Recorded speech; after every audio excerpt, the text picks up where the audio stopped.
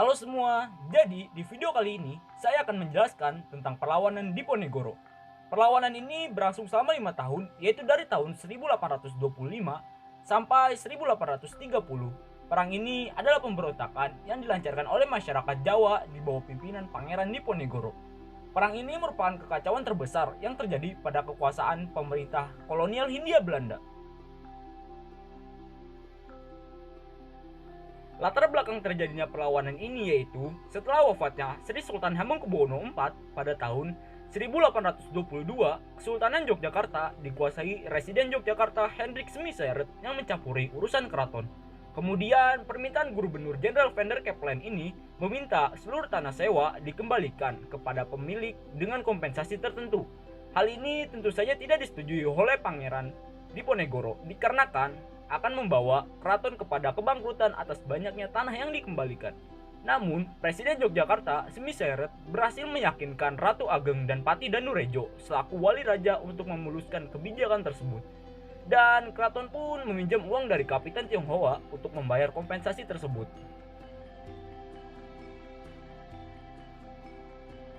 Penyebab terjadinya perlawanan ini, yang pertama dikarenakan oleh menguatnya pengaruh Belanda di dalam keraton. Yang kedua, banyak dari penggawa keraton yang memihak kepada Belanda hanya demi mendapatkan keuntungan untuk dirinya sendiri. Lalu, Pangeran Diponegoro pun memutuskan hubungan dengan keraton pada Oktober 1824 dan pulang ke Tegalrejo untuk membahas mengenai pemberontakan yang akan dia lakukan. Ketiga, yang membuat Pangeran Diponegoro ini sangat marah karena pada Mei tahun 1825, Smiseret membangun jalan yang melewati makam leluhur Diponegoro. Dan Pangeran Diponegoro memerintahkan untuk mengganti patok-patok jalan tersebut dengan tombak sebagai pernyataan perang terhadap Belanda dan Keraton Yogyakarta.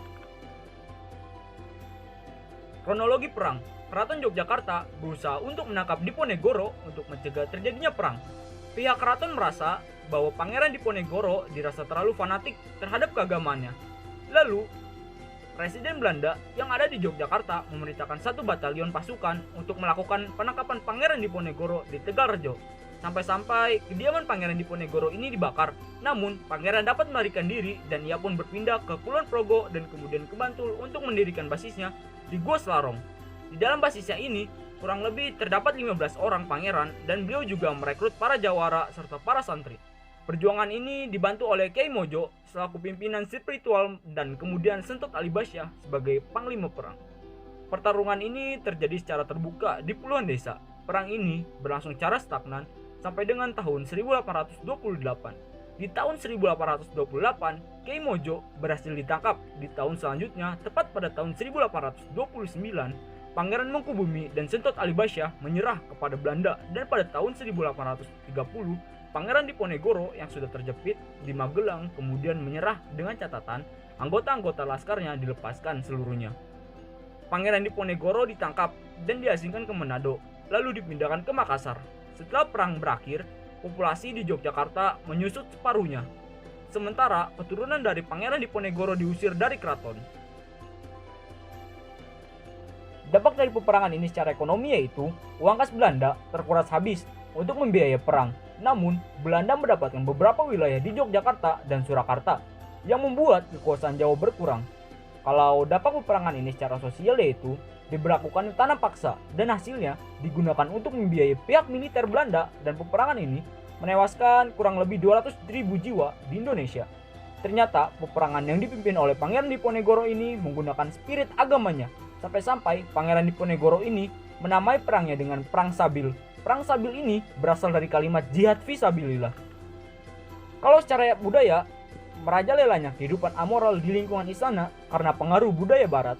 Sebenarnya problematika sosial ini dianggap berpengaruh kepada terjadinya perlawanan Pangeran Diponegoro.